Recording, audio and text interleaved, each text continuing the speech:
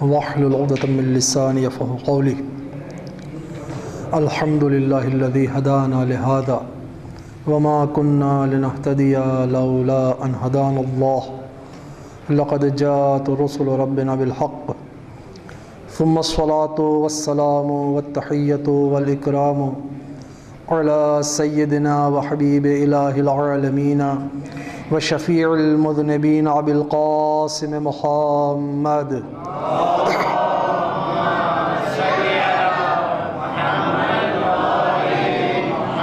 وعلى آله الطيبين الطاهرين المعصومين المظلومين الذين أذهب الله عنهم الرجس وطهرهم تطهيرا.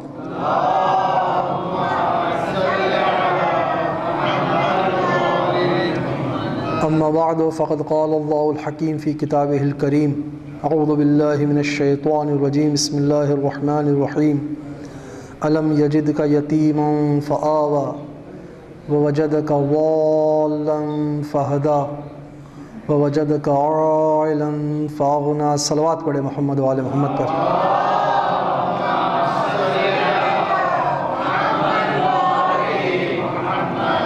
عزیزان گرامی، ایک اہم موضوع پر اس درس کا جو اہتمام کیا گیا ہے، اس کا موضوع اس لحاظ سے اہم ہے کہ جس شخصیت کے بارے میں ہم بات کرنا چاہ رہے ہیں، یہ شخصیت تاریخ اسلام کی انتہائی مظلوم شخصیت ہے. یعنی جناب ابو طالب کی خدمات کو انسان دیکھے اور ان کے خلاف ہونے والے پروپیگنڈے کو انسان دیکھے تو انسان خون کے آنسو رونے کا دل چاہے انسان کا، کہ جس شخص نے اپنی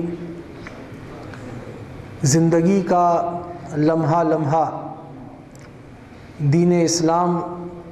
کے پیغمبر کے لیے، اس کی حفاظت کے لیے، اس کی حمایت کے لیے گزار دیا، جس نے اپنے بچوں سے زیادہ رسول اسلام سے محبت کی، اپنے بچوں کو عملی طور پر قربانی کا درس دیا کہ تمہیں نبی اسلام کے اوپر قربان ہو جانا ہے، عملی طور پہ درس دیا. انشاءاللہ ذکر کریں گے ہم اپنی گفتگو کے دوران اس کا. جس کے ایثار و قربانی کا یہ عالم ہو اور اس کے لیے نہ صرف یہ کہ شکوک و شبہات کا اظہار کیا جائے، بلکہ واضح طور پہ یہ جملے کہے جائیں کہ نعوذ باللہ نقل کفر نہ باشد کے حوالے سے عرض کر رہا ہوں کہ جناب ابو طالب ایمان نہیں لائے. اس حد تک جملے بول دینا، جبکہ اس شخص کی عظمت کا کیا عالم ہو جو میں نے آپ کی خدمت میں عرض کیا. اگرچہ اس کے اندر میں واضح طور پہ بیان کر دوں کہ شیعہ نقطہ نظر سے تو بالکل واضح ہے کہ ہمارے جتنے بھی انبیاء و ائمہ ہیں، ان کے آباء و اجداد میں ہمارا یہ عقیدہ ہے کہ اشہد انک کنت نورا فی الاصلاب الشامخہ والارحام المطہرہ. ہم تو اس بات کے قائل ہیں کہ نہ کوئی صلب ایسا ہو سکتا ہے، نہ کوئی رحم ایسا ہو سکتا ہے کہ جس میں طہارت نہ ہو اور وہاں پر ہمارے ائمہ کا نور ہو، ناممکن ہے. لہٰذا ہم تو واضح طور پہ عقیدے کے اعتبار سے اس بات کے قائل ہیں.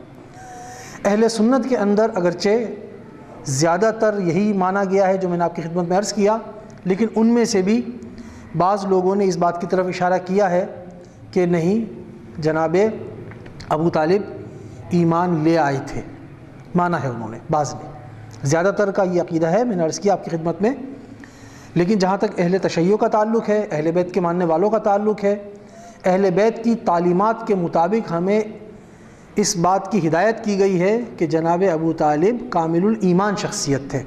اور صرف جناب ابو طالب ہی نہیں، جناب عبد المطلب بھی کامل الایمان شخصیت تھے جو حضرت ابو طالب کے والد ہیں. میں اس حوالے سے آپ کی خدمت میں چند گزارشات پیش کرنا چاہتا ہوں. ایک صلوات پڑھ لیجئے محمد و آل محمد.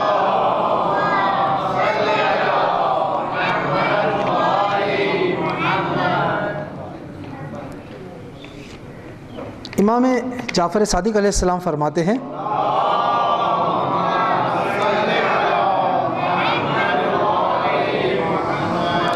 کہ در حقیقت جناب ابو طالب کے بارے میں یہ جو شبہات پھیلے ہیں وہ آج سے نہیں پھیلے، اسی زمانے میں تھے، اور لوگ آ کر اپنے شبہات کا ائمہ سے اظہار بھی کیا کرتے ہوں گے۔ تو چھٹے امام نے اس کی وضاحت فرمائی اور کہا کہ تم ابو طالب کو سمجھنا چاہتے ہو تو اصحاب کہف کو سمجھو، کہ اصحاب کہف وہ تھے کہ جو عرصے تک توحید کو اپنے دل میں چھپائے رکھا انہوں نے، اور ظاہر میں یہی ظاہر کیا کہ وہ بھی تمہارے ساتھ ہیں، لیکن دل میں توحید کو انہوں نے چھپائے رکھا۔ تو اصحاب کہف وہ افراد ہیں کہ اگر سمجھنا چاہتے ہو ابو طالب کو تو ابو طالب کی مثال اصحاب کہف کی طرح سے ہے، جنہوں نے اپنے دل میں توحید کو چھپایا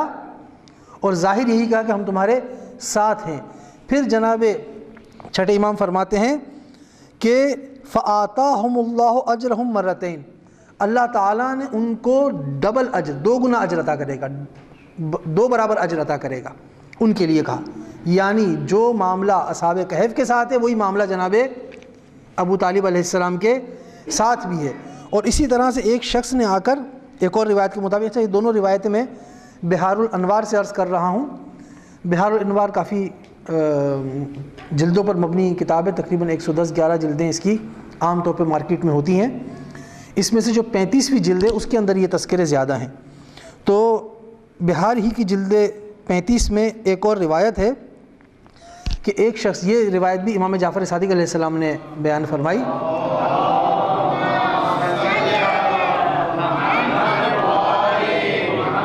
کہتے ہیں کہ ایک شخص آیا اور اس نے امیر المومنین کے سامنے کھڑے ہو کر کہا کہ یا علی، آپ کا اتنا مرتبہ، اتنا مقام، جبکہ آپ کے والد جو ہیں اس کے بقول جہنم میں ہوں گے،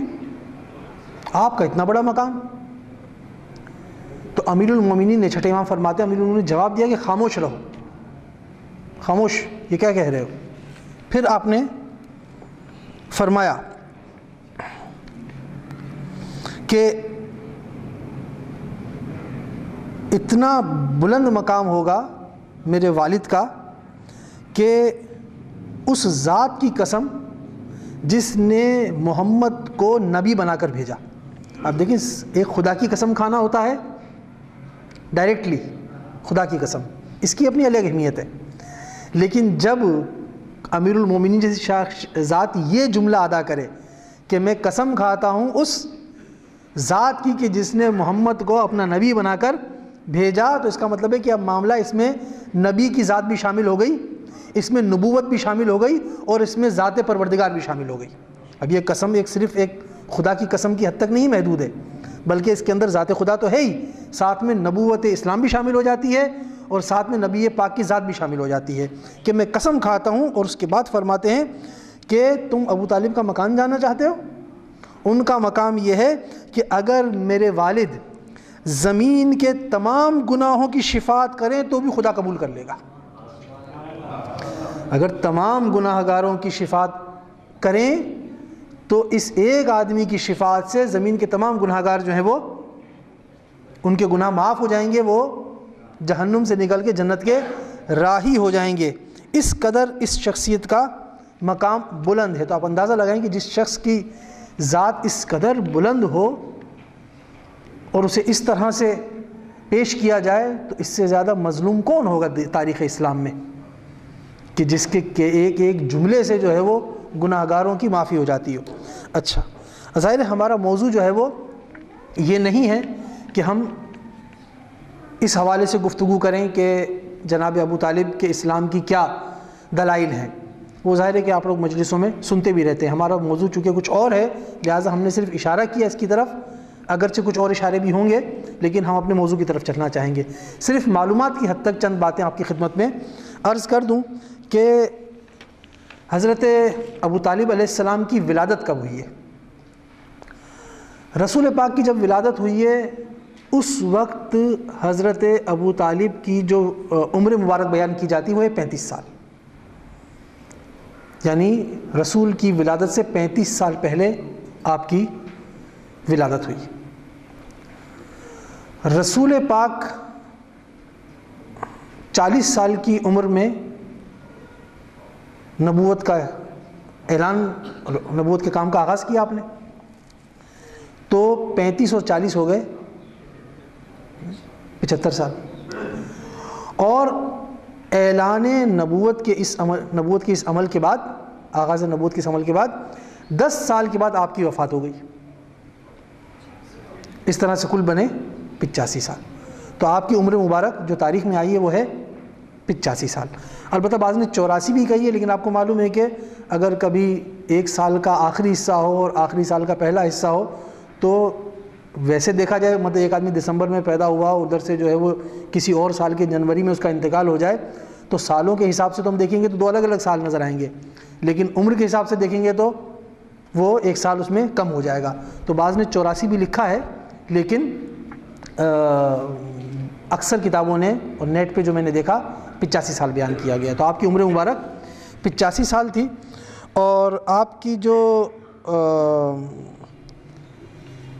اولاد ہے اس کے بارے میں 4 بیٹے، اور بعض کتابوں میں 2 بیٹیاں اور بعض میں 3 بیٹیوں کا تذکرہ ہے۔ 4 بیٹے جو ہیں ان میں سے پہلے بیٹے کا نام ہے طالب، جن کی بنیاد پر آپ کو ابو طالب کہا جاتا ہے، دوسرے عقیل، تیسرے جعفر، اور سب سے چھوٹے امیر المومنین۔ 4 بیٹے، 2 بیٹیاں بیان کی جاتی ہیں، بعض کتابوں میں 3 بھی لکھا گیا ہے۔ ان میں سے جو مشہور بیٹی ہیں وہ ام ہانی، آپ نے نام ان کا سنا ہوگا، اس ذات شریف کا۔ تو یہ 2 یا 3 بیٹیاں کہی گئی ہیں اور 4 بیٹے۔ آپ کا نام عمران بیان کیا گیا ہے، اور نام بھی ہیں لیکن عمران نام بھی تاریخ میں آیا ہے۔ اور آپ کی جو زوجہ ہیں، البتہ ایک سے زیادہ زوجہ ہو سکتی ہیں، نام مجھے نظر نہیں آیا اس کے اندر، لیکن فاطمہ بنت اسد مشہور ہیں، اور یہ جتنی بھی فرزند ہیں جناب ابو طالب کے، وہ سب کے سب جناب فاطمہ بنت اسد سے ہی ہیں۔ لہٰذا اگر کوئی زوجہ ہیں بھی تو ان کا نام مجھے تاریخ میں نہیں ملا، لیکن یہ بات واضح لکھی ہوئی ہے کہ آپ کی جتنی بھی فرزند ہیں، جتنی بھی اولاد ہے، وہ جناب فاطمہ بنت اسد سے ہی ہیں۔ تو جناب فاطمہ بنت اسد اور جناب ابو طالب کے جو فرزند ہیں ان کی تعداد یا 6 بتائی گئی ہے یا 7 بتائی گئی ہے۔ اور ہمارے عقیدے کے مطابق میں نے آپ کو عرض کیا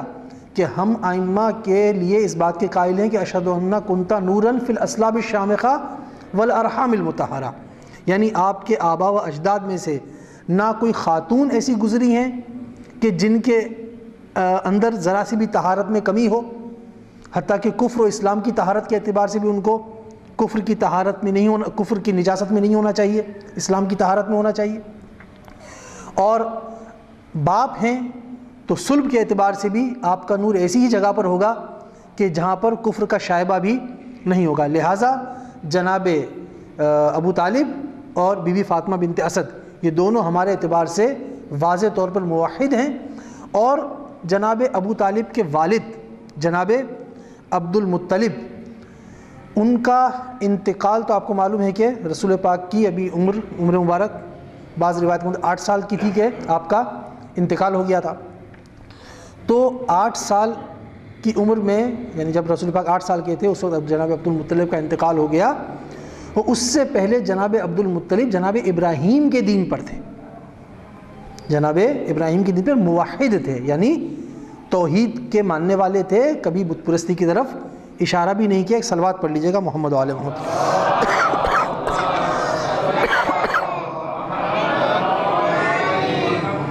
اچھا، جناب عبد المطلب کی جو خصوصیات بیان کی گئی ہیں،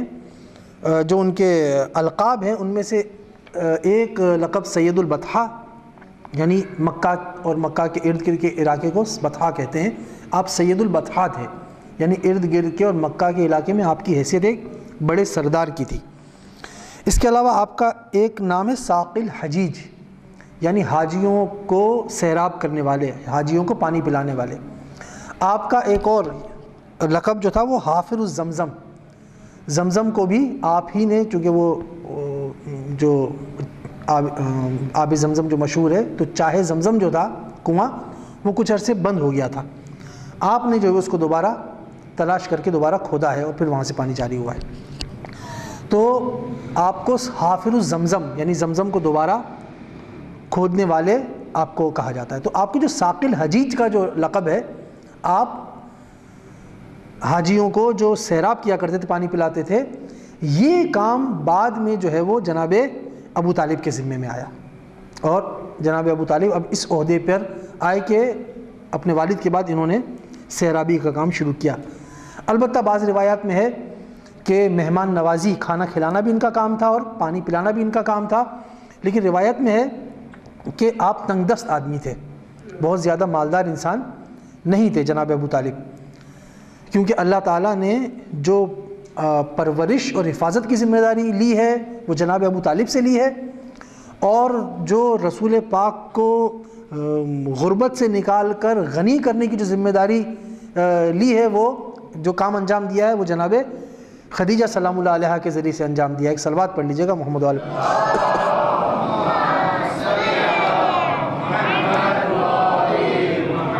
تو حضرت ابو طالب تنگ دست تھے، بعد میں ان کا کچھ قرض وغیرہ چڑھ گیا، ان کے اوپر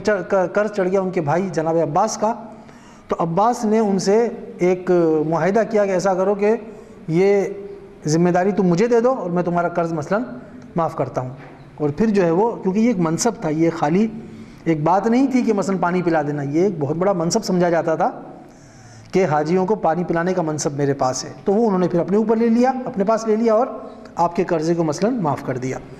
تو جناب ابو طالب کے پاس، یعنی اگر دیکھا جائے تو ان کا مرتبہ وہ مرتبہ تھا کہ باپ نے یہ ذمہ داری ان کو سونپی، اور اسی طرح سے جو دوسری اہم ذمہ داری دادا رسول پاک کے دادا نے اپنے بیٹے ابو طالب کو سونپی، وہ اہم ترین ذمہ داری رسالت مآب کی پرورش کی ذمہ داری تھی۔ رسالت مآب کی پرورش کی ذمہ داری تھی۔ رسالت مآب آپ کے پاس کس عمر میں آئے ہیں؟ 8 سال کی عمر میں، یعنی 8 سال کی عمر کے بعد سے جناب ابو طالب نے رسالت مآب کی پرورش کی ذمہ داری سنبھالی، اور اس کے بعد 42 سال تک دن رات اور ہر موقع پر آپ نے اس بچے کو اپنی جان سے بڑھ کر جو ہے وہ عزیز رکھا۔ ابھی اس کی انشاءاللہ ذکر کریں گے کہ جو آپ کی خدمات، جو ہمارا موضوع ہے کہ اسلام کے لیے جناب ابو طالب کی خدمات کا تذکرہ کیا جائے، مجھ کی طرف انشاءاللہ آ رہے ہیں، آپ کے سامنے کچھ آرائز پیش کریں گے۔ تو یہ 42 سال آپ نے جو ہے وہ رسول پاک کی پرورش کی ہے۔ ابتدائی سالوں میں جو ہے وہ ظاہر ہے کہ نبوت کا اعلان نہیں ہوا تھا، آپ ان کے ساتھ ساتھ تھے، لیکن جو اصل مشکلات کا دور شروع ہوتا ہے وہ اس وقت ہوتا ہے کہ جب رسالت مآب نے کار نبوت کو باقاعدہ طور پر شروع کیا، تو اس وقت جو ہے وہ اس رسول پاک کے حوالے سے جو جناب ابو طالب کی قربانیاں ہیں، خدمات ہیں، وہ اس وقت زیادہ واضح طور پہ سامنے آتی ہیں۔ لیکن میں آپ کی خدمت میں عرض کروں گا کہ رسالت مآب کے حوالے سے جناب ابو طالب نے ابتدا ہی سے آپ کی روش عجیب و غریب تھی، آپ کا انداز عجیب و غریب تھا، وہ میں آپ کی خدمت میں ابھی عرض کرنا چاہتا ہوں۔ ایک صلوات پڑھ لیجئے گا محمد علیہ۔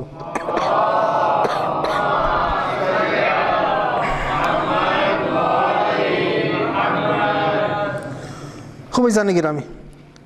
جب آپ کی وفات ہوتی ہے، اس کی طرف اشارہ کر دوں، آپ کی وفات ہوئی ہے بعثت کے 10 سال بعد۔ رسول پاک کی جو مکے میں زندگی گزری ہے وہ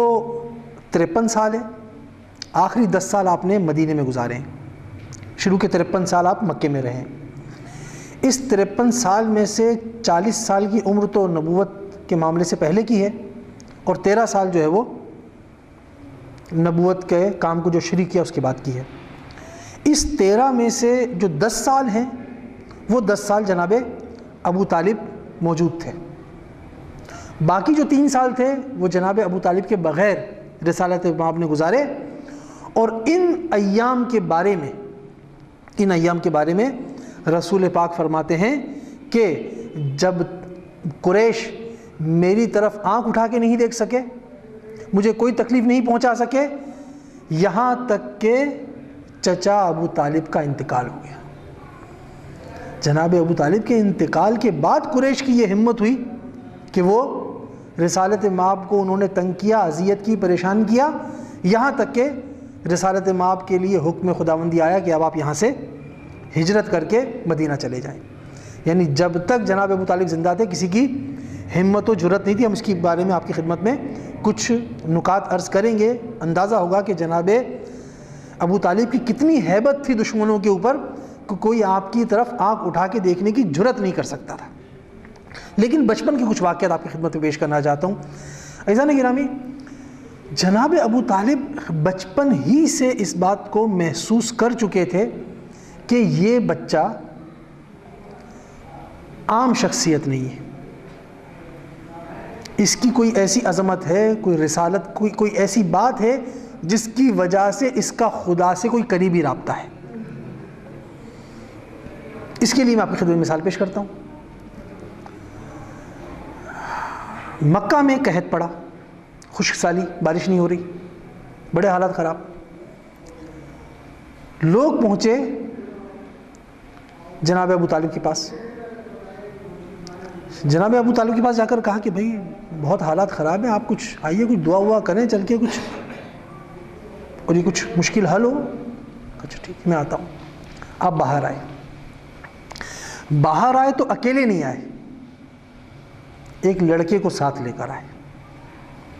اور وہ ایک لڑکا نہیں تھا بلکہ چند لڑکے تھے۔ ایک لڑکے کو آپ ساتھ رہے، باقی لڑکے بھی ساتھ تھے، لیکن ایک لڑکے کو آپ نے ساتھ لیا۔ اپنے گھر سے نکلے، خانہ کعبہ پہنچے۔ خانہ کعبہ کے قریب پہنچنے کے بعد بچے کو لے کر اس کی پشت کو خانہ کعبہ کی دیوار سے لگایا، یہ سب روایت کے الفاظ ہیں، اور اس کے بعد خدا سے دعا کی کہ اے پروردگار، اے رب، اس بچے کے صدقے میں تو بارش کو نازل کر دے۔ یہ دعا کی، اور اس دعا کے کرنے کے بعد وہ آسمان جو تاریخ کی روایتوں میں لکھا ہوا ہے کہ صاف تھا، اچانک اس پر سے بادل جمع ہونا شروع ہوئے، اور بادل جمع ہونے کے بعد جناب ابو طالب یہ جملہ بولتے رہے یہاں تک کہ وہ بادل برسنا شروع ہوئے، اور اتنے برسے کہ جل تھل ہو گیا۔ تاریخ کہتی ہے کہ جس بچے کو اٹھا کے جناب ابو طالب نے دعا مانگی تھی وہ بچہ کوئی اور نہیں بلکہ حضرت محمد مصطفیٰ صلی اللہ علیہ وسلم تھے۔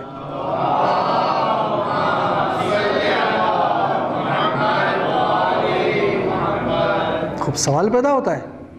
کہ اگر دعا کرنی تھی تو اپنے کسی بیٹے کو اٹھا کے ہاتھ میں کر لیتے۔ اصلاً کسی بچے کو اٹھانے کی ضرورت کیا تھی؟ ایسے ہی ہاتھ اٹھا کے دعا کر دیتے، لیکن نہیں، خود جناب ابو طالب پہچانتے تھے عظمت کو، اور چاہتے تھے کہ دنیا والے بھی اس بچے کی عظمت کو پہچان لیں۔ یعنی یوں میں عرض کرنا چاہتا ہوں اپنی خدمت میں کہ جناب ابو طالب نے اسلام پر جو احسانات کی بارش کی ہے، اس میں سے اس کا پہلا قطرہ اگر ہمیں ڈھونڈنا ہو تو ہمیں اسی دن نظر آ جائے گا کہ جب ابھی رسالت کا اعلان بھی نہیں ہوا تھا۔ اس وقت جناب ابو طالب اس عظیم فرزند کی اہمیت کو لوگوں کے سامنے اجاگر کر رہے ہیں، دکھا رہے ہیں کہ یہ وہ بچہ ہے کہ جس کے واسطہ دے کر ہم پروردگار عالم سے دعا کریں گے تو پروردگار عالم اس دعا کو واپس لوٹائے گا نہیں۔ اس وقت انہوں نے اس کا اظہار کر دیا تھا۔ اچھا، یہی بات والد کے بارے میں بھی روایت ہوئی ہے، یعنی رسول جناب ابو طالب کے والد جناب عبد المطلب کے لیے بھی روایت ہوئی ہے کہ جناب عبد المطلب کے زمانے میں بھی قحط پڑا تھا، تب بھی لوگ ان کے پاس گئے تھے کہ آپ دعا کریں، تو جناب عبد المطلب نے جناب ابو طالب سے کہا تھا کہ جاؤ محمد کو لے کر آؤ۔ وہ چھوٹے سے تھے اس وقت، ان کو لایا گیا، ظاہر ہے کہ بہت بچپنا تھا بالکل ہی، شیرخوار، الفاظ شیرخوار لکھے ہوئے روایت کے اندر، شیرخوار تھے، لے کر آئے، جناب ابو طالب لے کر آئے، جناب عبد المطلب لے کر گئے اور خانہ کعبہ کے پاس جا کر دعا کی۔ اچھا، دعا کی، اور دعا کرنے کے بعد اسی طرح سے بارش ہوئی، جیسا کہ میں نے آپ کو جناب ابو طالب کے واقعے، دو واقعات اس طرح سے جناب ابو طالب کی زندگی میں ملتا ہے، جناب عبد المطلب کی زندگی میں ملتا ہے۔ پس یعنی گرامی، ہمیں یہ محسوس ہوتا ہے کہ اس زمانے میں یہ حضرات واقف تھے، رسول پاک کی عظمت سے، عظمت رسالت سے، عظمت نبوت سے، اور چاہتے تھے کہ دنیا والے بھی اس کو پہچانے، لہٰذا انہوں نے وہاں پر اس کا اشارہ کیا اور پہچنوایا آپ کی ذات کو۔ یہ بچپن کا واقعہ ہے۔ اسی طرح سے آپ کی جو محبت تھی، آپ کی جو محبت تھی اس بچے کے ساتھ، آپ یہ اندازہ لگائیے کہ کہیں جاتے تھے ہمیشہ اپنے ساتھ رکھتے تھے، اور جب شہر سے باہر جانے لگے، جب گھر پہ چھوڑ کے جانا ضروری تھا اور بچے کو ساتھ نہیں لے جا سکتے تھے، جب شام جا رہے تھے، اس وقت بھی جب رسالت مآب کو چھوڑ کے جا رہے تھے، اور جناب رسالت مآب کا عالم یہ تھا کہ وہ گئے اور جا کر چچا سے کہا کہ آپ مجھے کس کے حوالے کر کے جا رہے ہیں، مجھے اپنے ساتھ لے جائیں۔ نہ چچا کے لیے گوارا تھا کہ وہ بھتیجے کو چھوڑ کے جائے، اور نہ بھتیجے کے لیے گوارا تھا کہ وہ چچا کی جدائی کو برداشت کرے، کہ نہیں میں آپ کے ساتھ جاؤں گا۔ آنکھوں میں آنسو آ گئے رسول مآب کی، آپ کی آنکھوں میں آنسو دیکھا، جناب ابو طالب نے کہا اب یہ میرے ساتھ جائے گا، اب میں ان کو ساتھ لے کے جاؤں گا۔ اور پھر وہ ساتھ لے کر گئے، اور وہ آپ کو واقعہ معروف یاد ہے کہ بحیرہ راہب کا جو واقعہ ہے، کہ وہ کس طرح سے وہ پہنچے، اور وہ ایک عیسائی تھا، راہب تھا، کس طرح سے اس نے دیکھا کہ آسمان سے ایک سایہ جو ہے وہ مسلسل اس قافلے کے اوپر ہے، اور پھر انہوں نے بلایا کون ہے کیا ہے، پتہ چلا کہ یہ سایہ قافلے پر اس بچے کی وجہ سے ہے۔ اور پھر وہ واقعہ مشہور ہے کہ اس بحیرہ راہب نے بتایا کہ بھی کس کے ساتھ ہے، کہا کہ یہ ان کے چچا ان کے ساتھ ہے۔ تو جب حضرت ابو طالب سے ملاقات کی، وہ کہا کہ بھئی اس بچے کا خیال رکھنا، یہ بڑی اہم شخصیت ہے، اور میرے اعتبار سے جو میں نے نشانیاں پڑھی ہیں یہ مستقبل کا پیغمبر ہے۔ اسی وقت آپ نے بتا دیا تھا۔ خیر، تو یہ ان کے لڑکپن کا واقعہ ہے۔ تو عزیزان گرامی، کہنے کا مطلب یہ ہے کہ پہلا جو پوائنٹ مجھے سمجھ میں آتا ہے اس حوالے سے، وہ یہ ہے کہ رسالت مآب کے حوالے سے جو ایک اہم ذمہ داری اور ایک اہم خدمت جو انجام دی، وہ پرورش کرنا ہے، آپ سے محبت کرنا ہے، اور اسلام کے اعتبار سے جو ایک بڑی خدمت آپ کی نظر آتی ہے وہ یہ ہے کہ آپ نے اسی وقت ان کی عظمت کو پہچانا اور لوگوں کے سامنے اس کی عظمت کا اظہار کیا۔ ایک صلوات پڑھ لیجئے گا محمد و آل محمد پر۔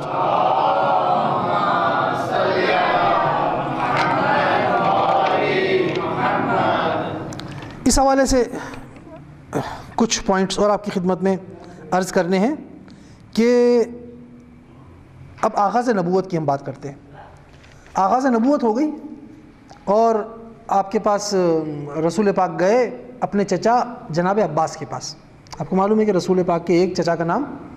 عباس ابن عبد المطلب، عباس کے پاس گئے۔ جناب عباس کے پاس گئے اور جناب عباس سے کہا کہ بھئی میں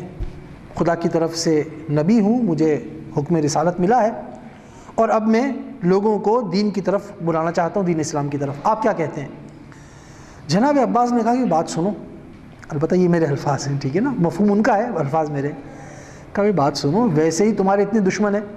تمہارے خاندان کے اتنے دشمن ہیں، بنو ہاشم سے بنو ہاشم ایک بڑا قبیلہ تھا،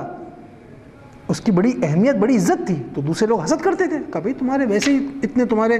حاسد ہیں، اتنے دشمن ہیں، اب تم یہ بھی اعلان کر دو گے تو ایک نئی مصیبت کھڑی ہو جائے گی۔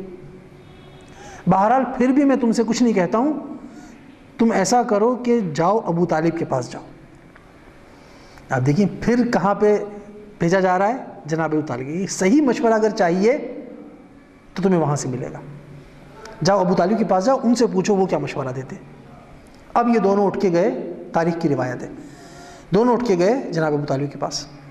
جناب ابو طالب نے دیکھا کہ بھئی چچا بھتیجے دونوں آئے ہیں، تو کہا کوئی خاص بات ہے، خیریت تو ہے؟ رسول پاک نے اپنا مدعا بیان کیا، جس مقصد سے وہ آئے تھے، جو بات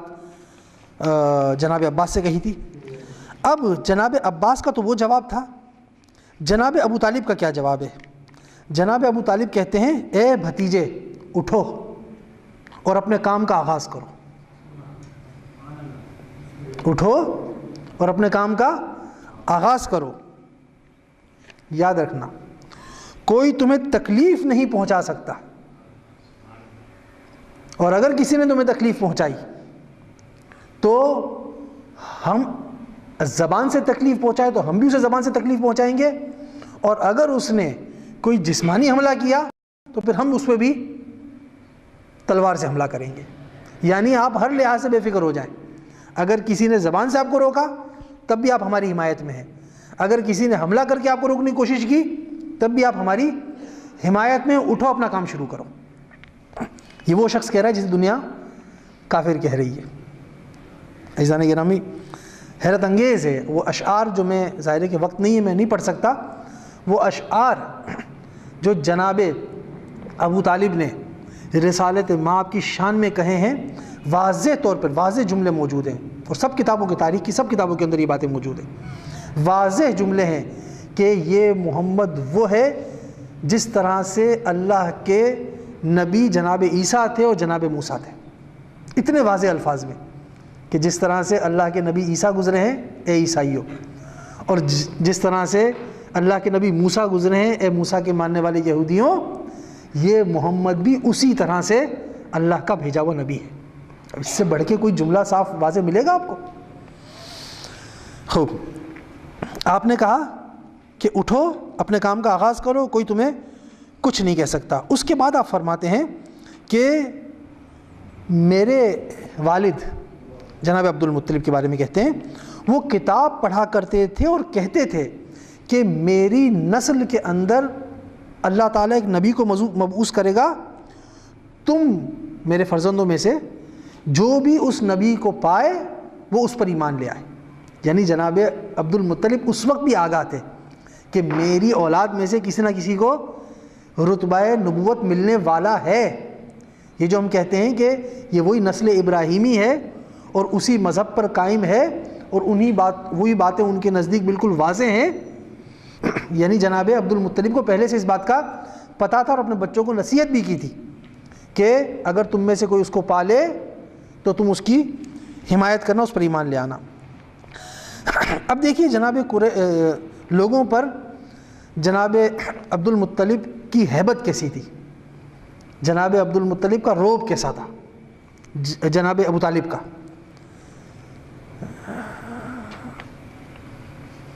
ایک صلوات پڑھ لیجئے محمد و آل محمد پر.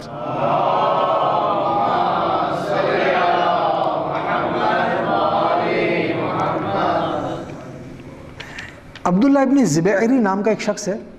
کافر ہے. عبداللہ ابن زبیری اس کا نام ہے. رسول پاک نماز پڑھ رہے تھے، یہ آیا اور اس نے آ کر زمین سے، روایت کے الفاظ ہیں، تاریخ کی روایت، گوبر اور خون اٹھایا اور رسول نماز پڑھ رہے تھے ان کے بدن پہ جا کے لگا دیا.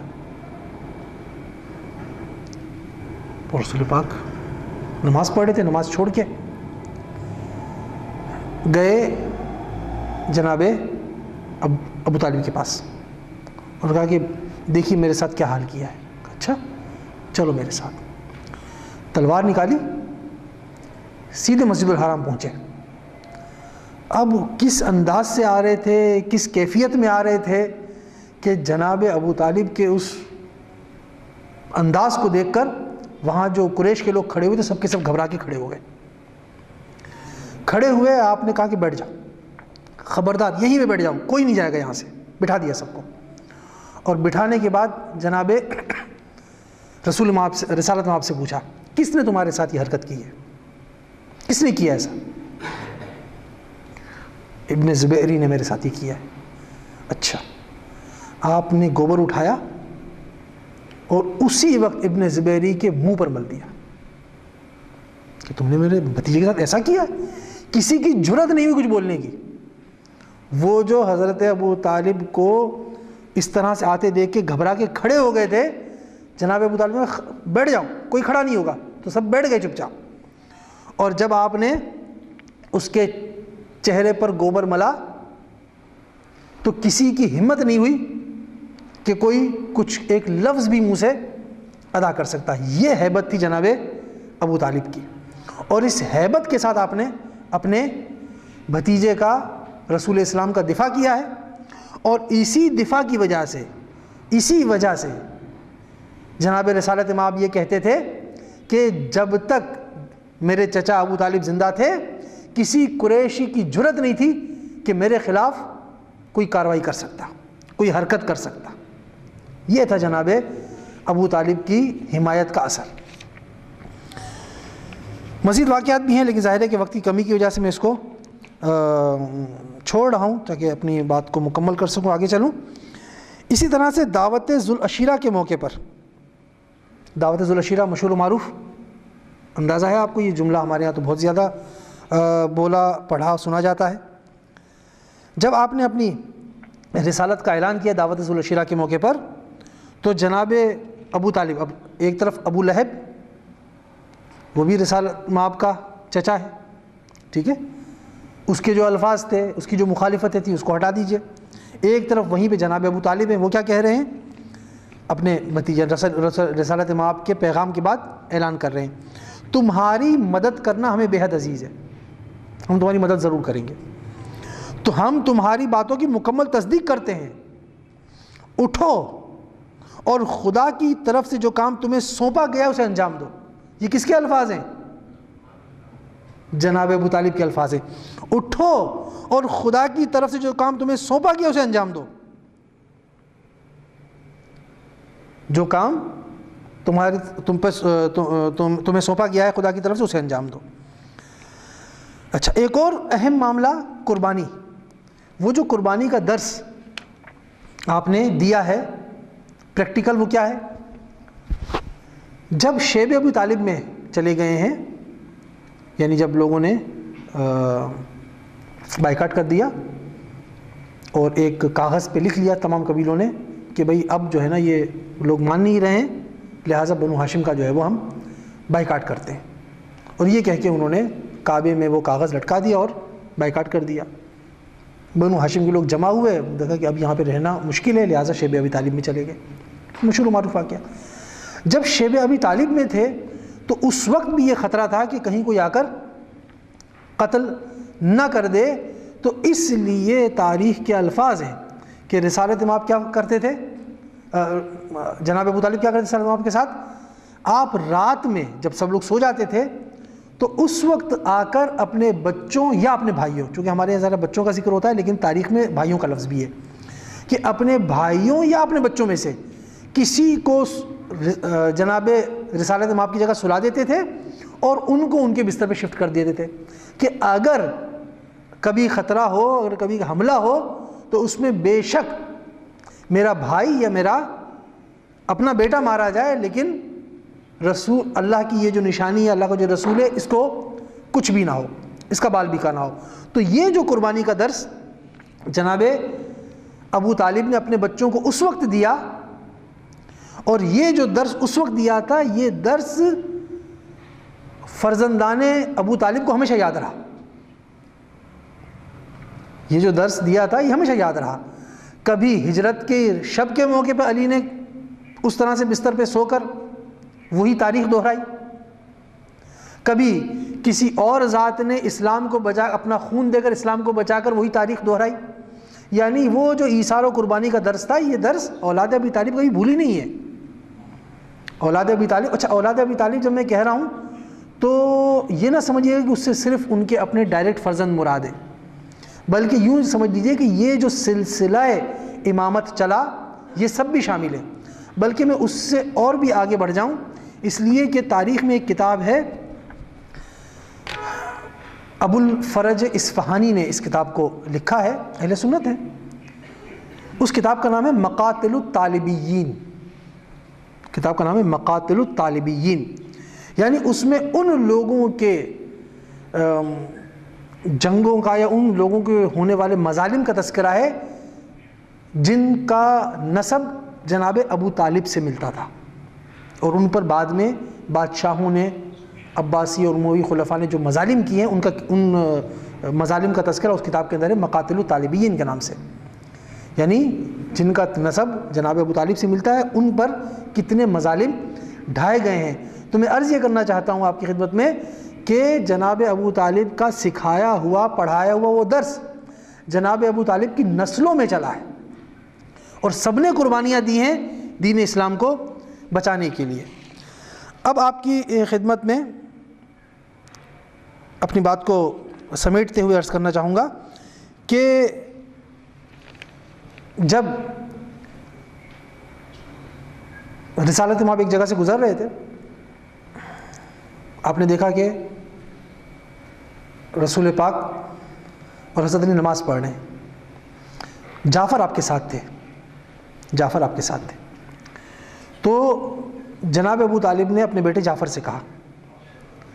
کہ جاؤ تم بھی ان کے ساتھ نماز پڑھو، جاؤ تم بھی ان کے ساتھ نماز پڑھو۔ وہ بھی آ کے نماز پڑھنے لگے۔ رسالت مآب نے ان دونوں کو نماز پڑھائی، جماعت ہوئی، اور اس کے بعد وہ جناب ابو طالب وہاں سے روانہ ہو گئے۔ آپ نے جناب جعفر کو بھی جو ہے وہ، یعنی جناب حضرت علی تو ویسے بھی ہمیشہ سے رسول کے ساتھ ہی تھے، جناب جعفر کو بھی آپ نے کہا کہ تم بھی جو ہے وہ اپنے چچا زاد بھائی کا رسول کا ساتھ دو۔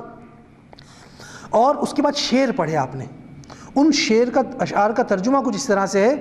کہ مجھے اپنے ان دو بیٹوں پر بڑا بھروسہ ہے، علی اور جعفر، مجھے ان دو بیٹوں پر بڑا بھروسہ ہے،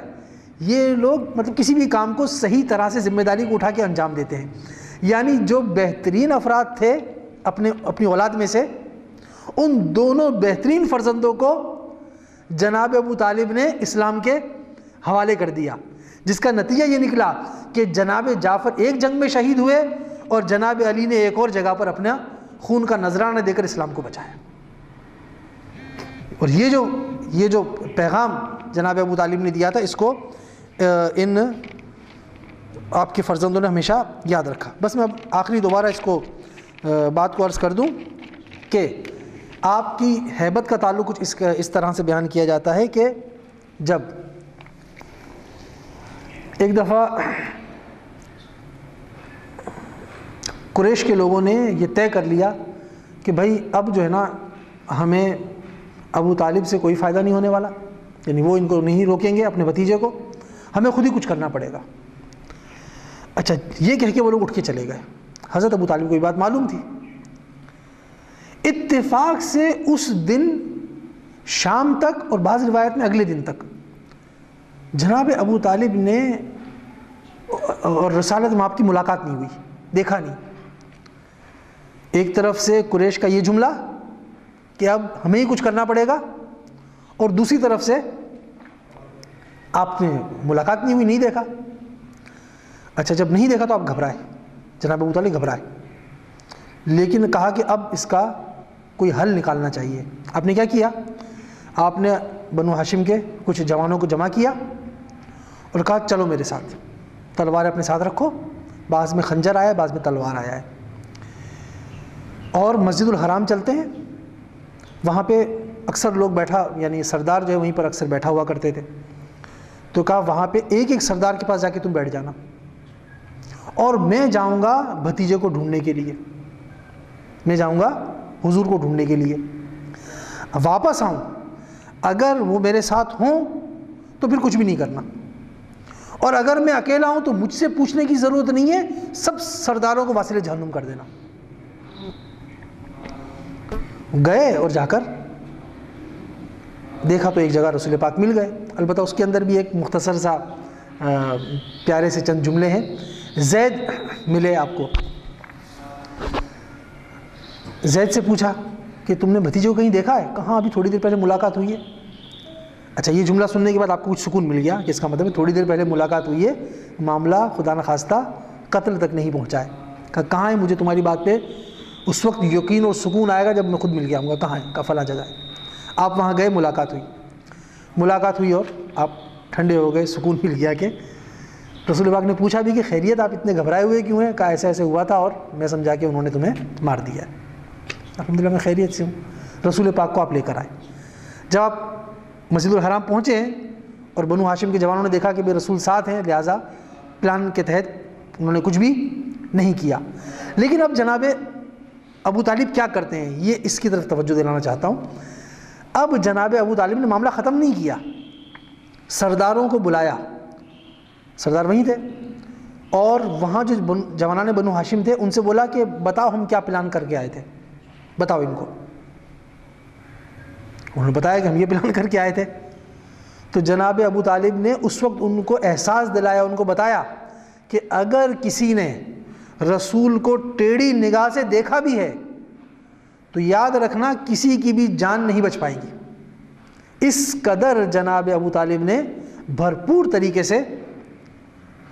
حمایت کی رسالت مآب کی، دین اسلام کی، جس کی بنیاد پر دین اسلام اس زمانے میں بھی اور آج بھی رسالت مآب کی کوششوں سے، جناب ابو طالب کی زحمتوں سے، ان کے فرزندوں کی زحمتوں سے آج بھی قائم و دائم ہے۔ بس آخری جملہ آپ کی خدمت میں عرض کروں کہ جب آپ کا انتقال ہوا ہے، اچھا انتقال کے بارے میں تاریخ کے اعتبار سے عرض کر دوں کہ میں نے ایک کتاب میرے پاس ابھی یہاں پہ موجود ہے، اس کے اندر بھی دیکھا، نیٹ پہ بھی تلاش کرنے کی کوشش کی، مجھے ربیع الاول کی تاریخ کہیں نظر نہیں آئی۔ ہم اس عنوان سے جمع ہوئے ہیں، جمع ہونے میں کوئی حرج نہیں ہے، تذکرہ کرنے میں کوئی حرج نہیں ہے، ظاہر ہے اچھے افراد کا تذکرہ آپ کبھی بھی کریں، اچھی بات ہے، ہمیں معلومات حاصل ہو گئی، کچھ مجھے پڑھنے کا موقع مل گیا، آپ کو سننے کا موقع مل گیا، یہ اچھی بات ہے، اس سے اور کیا بات ہوگی کہ ہم امیر المومنین کے والد کے بارے میں نئی معلومات اگر کچھ نہیں تھی تو حاصل ہو گئی ہمیں اس بہانے۔ لیکن حقیقت یہ ہے کہ جب میں نے کتاب میں دیکھا یا نیٹ پر جا کر دیکھا، کہیں پر مجھے ربیع الاول میں آپ کی وفات کی تاریخ نظر نہیں آئی۔ ماہ مبارک رمضان ایک روایت کے مطابق، ماہ شوال ایک اور روایت کے مطابق، ماہ ذیقعد ایک اور روایت کے مطابق، اور آخری روایت رجب کی، 4 روایتیں مجھے ملی، لیکن اس میں ربیع الاول کا تذکرہ نہیں تھا۔ اب یہ مشہور ہے کہ کیلنڈروں میں آیا ہوا ہے، لوگ منا رہے ہیں، مجھے نہیں معلوم کہ اس کی بنیاد کیا ہے، لیکن بہرحال ایک اچھا موقع تھا، ہمیں کچھ پڑھنے کا موقع ملا، بولنے کا موقع ملا، آپ کو سننے کا موقع ملا، یہ اپنی جگہ پر ایک، اگر آپ کے خیال میں یہ اچھا ہوا ہے تو ایک بلند صلوات تو پڑھ لیجئے ذرا۔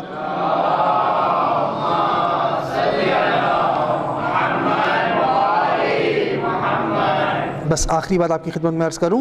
کہ جب جناب ابو طالب کا انتقال ہوا ہے تو اس کے بعض روایت کے مطابق چند دن بعد جناب خدیجہ کا انتقال ہوا، یا ایک روایت کے مطابق چند دن پہلے جناب خدیجہ کا انتقال ہوا، ان چند دنوں کے فرق سے دونوں کا انتقال ہوا۔ اس سال کو رسول اللہ نے عام الحزن قرار دیا کہ یہ غم کا سال ہے، میری دونوں اہم حمایتی اس دنیا سے چلے گئے۔ جب آپ کا انتقال ہوا ہے، جب آپ کو پتہ چلا کہ انتقال ہو گیا ہے ابو طالب کا، تو آپ گھر پہ آئے تو دیکھا کہ جناب ابو طالب ایک چادر میں ہیں، ٹھیک ہے نا، جب چادر ان پہ رکھی ہوئی ہے یا کیا ہے، آپ جنازے کے قریب گئے اور فرمایا، یہ بھی بحار الانوار کی جلد نمبر 35 سے ہے، جنازے کے قریب گئے، فرمایا اے چچا، میں یتیم تھا، آپ نے میری سرپرستی کی، بچپن میں میری پرورش کی۔ آخری جملہ فرمایا امام نے، رسول نے، خدا میرے حوالے سے آپ کو جزائے خیر دے۔ اب جس شخصیت کے لیے رسول پاک جزائے خیر کی دعا کر رہے ہوں، اس شخصیت کے لیے یہ سوچنا بھی کہ یہ دین اسلام میں ان کا کیا مقام تھا یا نہیں تھا، یہ دین اسلام میں تھے بھی یا نہیں تھے، جب کہ وہی ذات رسول کے لیے ہر طرح کی قربانی دے رہی ہو، جب کہ وہی ذات رسول کی رسالت کی گواہی دے رہی ہو اپنے اشعار کے ذریعے سے واضح طور پہ، اور چھٹے امام کے بقول وہ اپنا جس طرح سے اصحاب کہف اپنا دین چھپاتے تھے، اسی طرح سے جناب ابو طالب بھی ظاہری طور پر، تاکہ قریش کے سامنے ایک دم سے مقابلے کی فضا کھڑی نہ ہو جائے، اپنے دین کو چھپا کر رسالت مآب کی حمایت کرتے تھے، جن کے لیے رسول اس قسم کی دعا کریں، جزائے خیر کی دعا کریں کہ مرنے کے بعد آپ کو جزائے خیر عطا ہو، اسی ذات کے بارے میں اگر کوئی یہ کہے کہ ان کے دین کا پتہ نہیں ہے، ظاہر واقعاً ایسا شخص ظالم اور ایسی ہستی کائنات کی، خاص طور پہ تاریخ اسلام کی مظلوم ترین شخصیت شمار کی جائے گی۔ ایک صلوات پڑھ لیجیے گا محمد علیہ محمد پر۔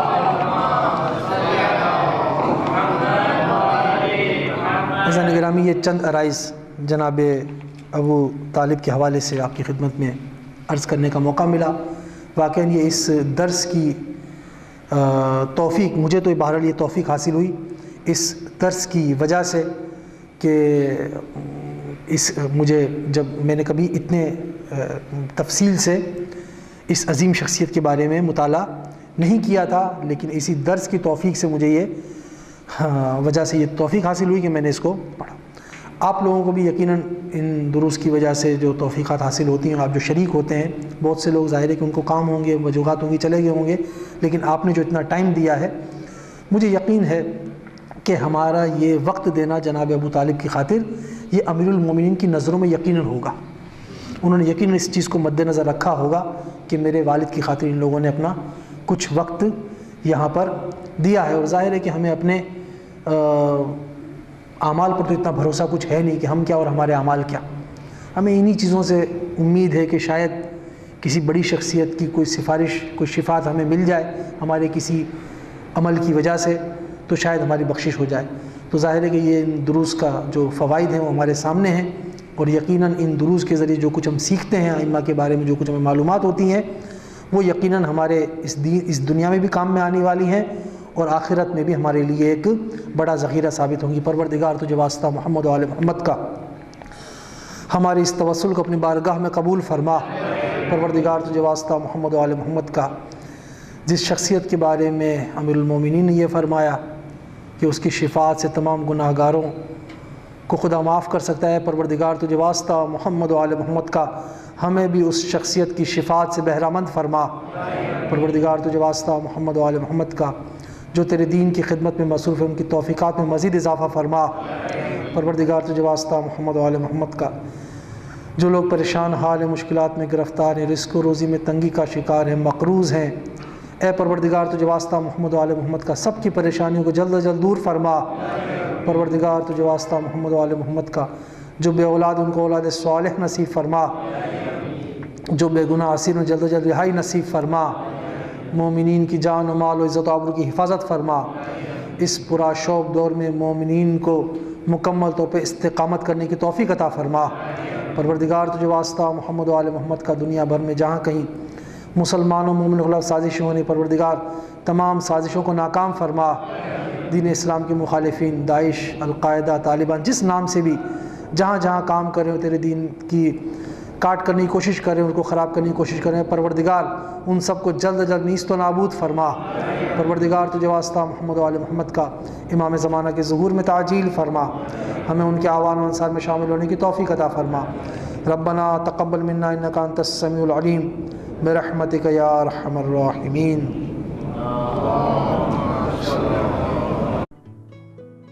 ایجوکیشنل سوسائٹی بچوں اور بڑوں کے لیے پر مبنی مختلف نئے تربیتی انداز کے اور تفریحی مقامات، جس میں خرافات اور دور حال بچوں کی تربیت، اخلاقی معیارات، آنے والے مسائل اور ان کا حل کو اندرونی اور خارجی اور اس طرح کے مختلف طرز اور خوبصورتی کے، اس کے علاوہ فکری درس فوراً بعد سیارت امامی تیار میں پابندی کے ہیں تاکہ نئی نسل بلکہ فکری سطح کو آج ہی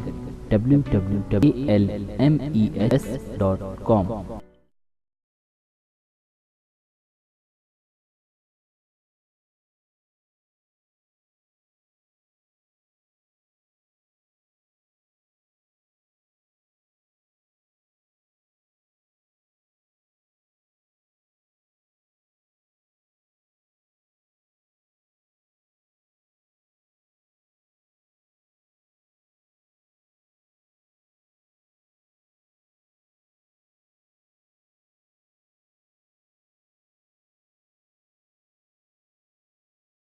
یہ شخصیت تاریخ اسلام کی انتہائی مظلوم شخصیت ہے،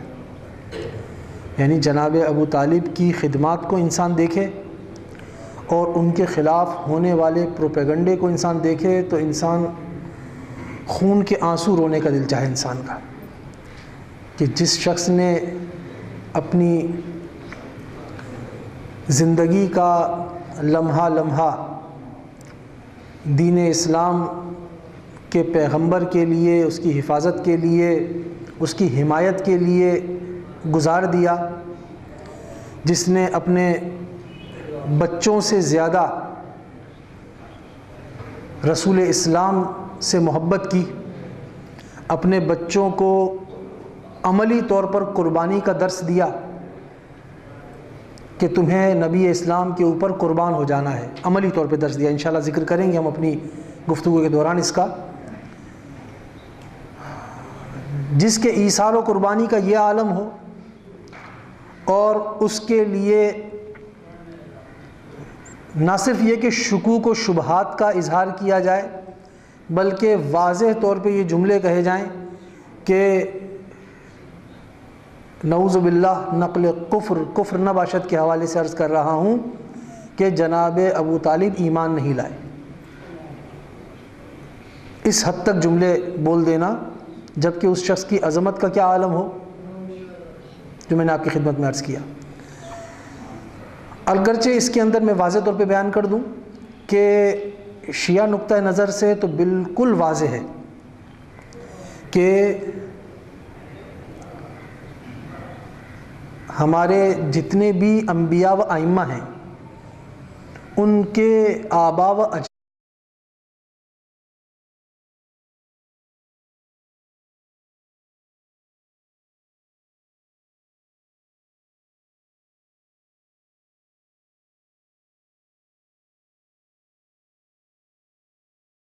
واحلل عقدۃ من لسانی یفقهوا قولی. الحمد للہ الذی ہدانا لہذا وما كنا لنهتدی لولا ان ہدانا اللہ لقد جاءت رسل ربنا بالحق ثم الصلاة والسلام والتحیۃ والاکرام علی سیدنا وحبیب الہ العالمین وشفیع المذنبین ابی القاسم محمد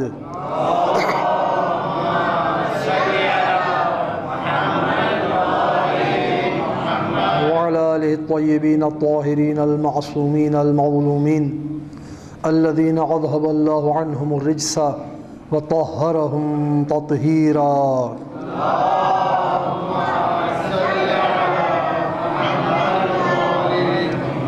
أما بعد فقد قال الله الحكيم في كتابه الكريم أعوذ بالله من الشيطان الرجيم بسم الله الرحمن الرحيم ألم يجدك يتيما فآوى ووجدك ضالا فهدى ووجدك عائلا فأغنى. صلوات پڑھے محمد وآل محمد پر.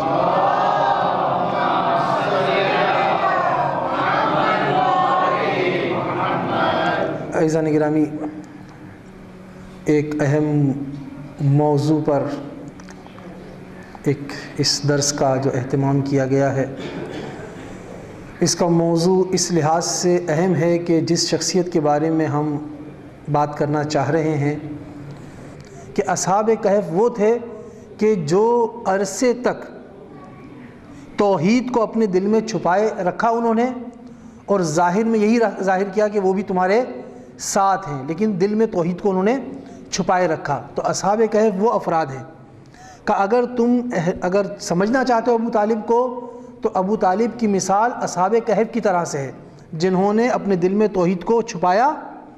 اور ظاہر یہی کہا کہ ہم تمہارے ساتھ ہیں. پھر جناب چھٹے امام فرماتے ہیں کہ فآتاہم اللہ اجرہم مرتین، اللہ تعالیٰ نے ان کو ڈبل اجر، دو گنا اجر عطا کرے گا، دو برابر اجر عطا کرے گا ان کے لیے. کہا یعنی جو معاملہ اصحاب کہف کے ساتھ ہے وہی معاملہ جناب ابو طالب علیہ السلام کے ساتھ بھی ہے. اور اسی طرح سے ایک شخص نے آ کر ایک اور روایت کے مطابق، یہ دونوں روایتیں میں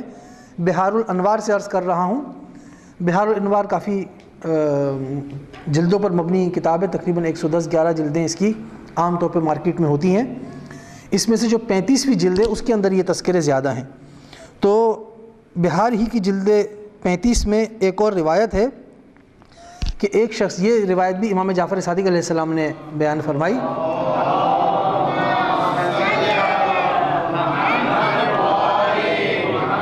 کہتے ہیں کہ ایک شخص آیا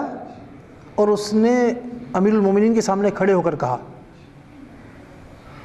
کہ یا علی، آپ کا اتنا مرتبہ، اتنا مقام، جبکہ آپ کے والد جو ہیں اس کے بقول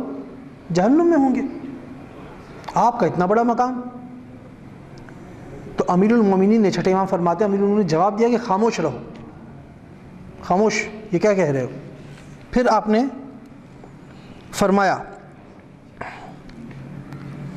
کہ اتنا بلند مقام ہوگا میرے والد کا کہ اس ذات کی قسم جس نے محمد کو نبی بنا کر بھیجا. اب دیکھیں ایک خدا کی قسم کھانا ہوتا ہے ڈائریکٹلی خدا کی قسم, اس کی اپنی الگ اہمیت ہے, لیکن جب امیر المومنین جیسی ذات یہ جملہ ادا کرے کہ میں قسم کھاتا ہوں اس ذات کی کہ جس نے محمد کو اپنا نبی بنا کر بھیجا, تو اس کا مطلب ہے کہ اب معاملہ اس میں نبی کی ذات بھی شامل ہو گئی, اس میں نبوت بھی شامل ہو گئی, اور اس میں ذات پروردگار بھی شامل ہو گئی. اب یہ قسم صرف ایک خدا کی قسم کی حد تک نہیں محدود ہے, بلکہ اس کے اندر ذات خدا تو ہے ہی, ساتھ میں نبوت اسلام بھی شامل ہو جاتی ہے, اور ساتھ میں نبی پاک کی ذات بھی شامل ہو جاتی ہے کہ میں قسم کھاتا ہوں. اور اس کے بعد فرماتے ہیں کہ تم ابو طالب کا مقام جاننا چاہتے ہو؟ ان کا مقام یہ ہے کہ اگر میرے والد زمین کے تمام گناہوں کی شفاعت کریں تو بھی خدا قبول کر لے گا. اگر تمام گناہ گاروں کی شفاعت کریں تو اس ایک آدمی کی شفاعت سے زمین کے تمام گناہ گار جو ہیں وہ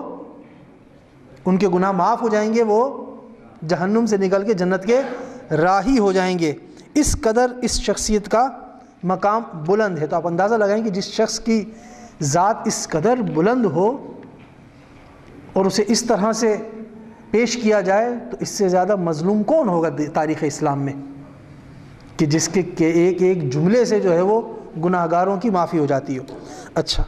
ظاہر ہے ہمارا موضوع جو ہے وہ یہ نہیں ہے کہ ہم اس حوالے سے گفتگو کریں کہ جناب ابو طالب کے اسلام کی کیا دلائل ہیں. وہ ظاہر ہے کہ اجداد میں ہمارا یہ عقیدہ ہے کہ اشہد انک کنت نورا فی الاصلاب الشامخہ والارحام المطہرہ. ہم تو اس بات کے قائل ہیں کہ نہ کوئی صلب ایسا ہو سکتا ہے, نہ کوئی رحم ایسا ہو سکتا ہے کہ جس میں طہارت نہ ہو اور وہاں پر ہمارے ائمہ کا نور ہو, ناممکن ہے. لہٰذا ہم تو واضح طور پہ عقیدے کے اعتبار سے اس بات کے قائل ہیں. اہل سنت کے اندر اگرچہ زیادہ تر یہی مانا گیا ہے جو میں نے آپ کی خدمت میں عرض کیا, لیکن ان میں سے بھی بعض لوگوں نے اس بات کی طرف اشارہ کیا ہے کہ نہیں, جناب ابو طالب ایمان لے آئے تھے, مانا ہے انہوں نے, بعض نے. زیادہ تر کا یہ عقیدہ ہے, میں نے عرض کیا آپ کی خدمت میں. لیکن جہاں تک اہل تشیع کا تعلق ہے, اہل بیت کے ماننے والوں کا تعلق ہے, اہل بیت کی تعلیمات کے مطابق ہمیں اس بات کی ہدایت کی گئی ہے کہ جناب ابو طالب کامل الایمان شخصیت تھے, اور صرف جناب ابو طالب ہی نہیں, جناب عبد المطلب بھی کامل الایمان شخصیت تھے جو حضرت ابو طالب کے والد ہیں. میں اس حوالے سے آپ کی خدمت میں چند گزارشات پیش کرنا چاہتا ہوں. ایک صلوات پڑھ لیجئے محمد و آل محمد.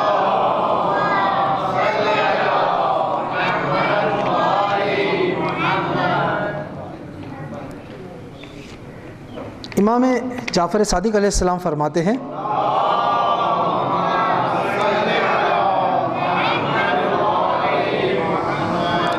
کہ در حقیقت جناب